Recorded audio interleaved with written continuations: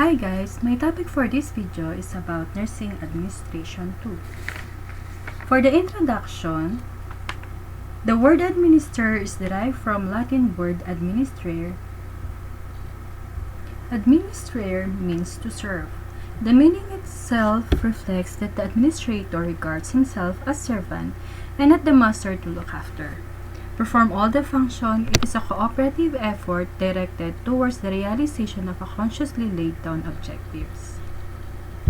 Some people, they don't know the distinction between the administration and management. But actually, they are not the same. Several authors consider these domes are different from each other. So let's find out what is the difference between the administration and management. Administration is concerned primarily with data mining the objective plans and policy of an organization. On the other hand, management is concerned with implementing the plans and the policy that laid down by the administration.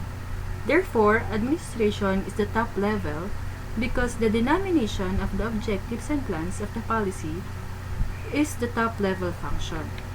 In the contrary, management as the lower level as plans and policy according to practice of lower level executive. So the work of administration is to think of new plans and policies. So administration considered as a thinking function, whereas management implements the plans and policies therefore as considered as a doing or executing function. Administration only consists owners who invest money and receive profits, while management consists of employees who paid salary and commissions. Administration basically decides what is to be done. The work is given by the administration and when it is to be done, provided its deadline by which the management has to finish the work given by the administration, and management is decide who will do it. Management is choose employees who will do the particular task and how it will be done. It lays down certain procedure and guidelines by which employee can finish the work. After we distinguish the difference between the administration and management, let's go now to the nature and scope of nursing administration. Let's first discuss the nature of administration. They are the universal, holistic, intangible, continuous, and an ongoing process based on objectives, social and human, dynamic, creative, and innovative. Now, there are purpose of the administration. It is a lifeblood of organization. It is a shoulder of an organization. Its main function is to achieve the objectives. Without good administration is a house built on sand or castle in the air. Also, they said there is no substitute of a good administration. And with good administration, it will bring out the organizational growth by effective and efficient performance. And also, in good administration brings team together to work. It also gives new ideas through imagination, vision to an organization. And so also, it is considered as a brain of organization. According to Feiner, there are principles of administration. There are the principle of oneness, specialism and the whole, hierarchy and remuneration, principle of moral, bureaucracy, and self-administration. Another one, it is according to Henry Fayol, known as the father of administration or the management. He generates principle administration. There are 14. It is the division of work, authority, responsibility and accountability, discipline, unity of command, unity of direction, subordinate of individual interest to generate interest, remuneration, centralization, scalar chain of command or hierarchy, order, equity, stability of tenure, initiative, and esprit de corps or the unionist strength. In the scope of administration, they're saying it is very wide. It's not only restricted to public administration that deals with three functionaries. What are those? It is the legislative, executive, and judiciary. As administration is universal in nature, its scope is wide. It covers all the areas like school, hospital, business, and many others. All the managerial activities and functional areas of management and administration like personnel, financial, material, and production are covered. Since administration permeates all planned human activities, Hence, it is a center of all human affairs. Its principles aspect are formulation of policy and its implementation for the attainment in an optimum manner of stated ends in the shape of service or products.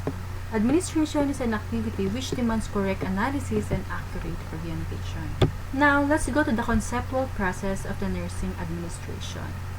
Luther Halsey Gulick in 1892 to 1993, known as an expert on public administration, Gulick is perhaps best known for the function of the chief executive represented in the acronym POSCORP.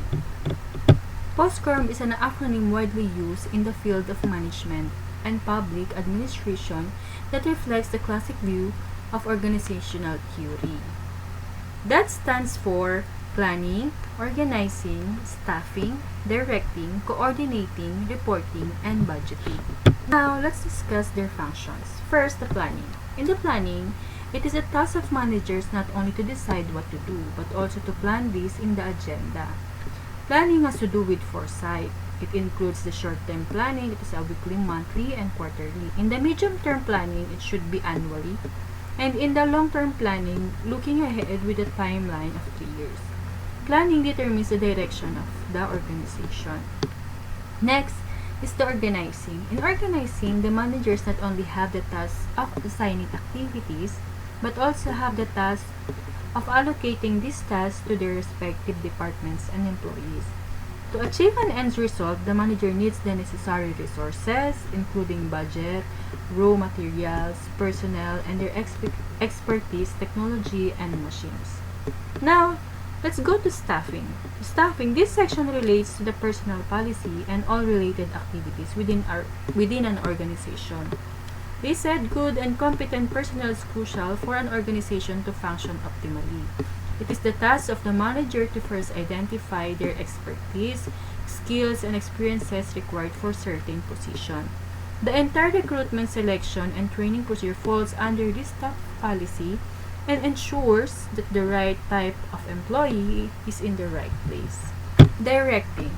Direction, of course, lies in the hands of the manager. He is the person with final responsibility and is held accountable for this. In practice, this means that the manager maintains control over all function. In addition, the manager monitors but also motivates his employees. He tells how best do their work, encourage them, and derives them to take on certain challenges. Next is the coordinating. In coordinating, it is the task of the manager to connect different sections and to achieve cooperation. A good manager has so-called helicopter view. Why do they call that? Because they are the one giving him an overview of what is happening and what still needs to be done. From this perspective, she is able to coordinate tasks and manage his employees. It is his task to synchronize different departments and to bring them together with the right end goal in mind. Second to the last is the reporting. Without reporting, there is no evidence. A clear reports keep communication open through the entire organization. And lastly is the budgeting. They said the finance is the lifeblood of any organization. The manager is responsible for the management, expenditure, and control of the department's budget, and also has to keep an eye on tax details. In addition to employee wages, it is the task of manager to also properly monitor other expenditures such as materials and investment. If wasteful spending, overruns, error, or even fraud are discovered, the manager is responsible for taking actions. In creating an organizational structure, according to Gulick and Erwick, the design of an organization is very important. They said a poorly organized structure leads to dysfunctional departments and by extension, organization. This is why different activities must be grouped together in the right way so that department can create it, each with their own specialism. If tasks overlap, this is an indicative of an illogical, wasteful, and inefficient design.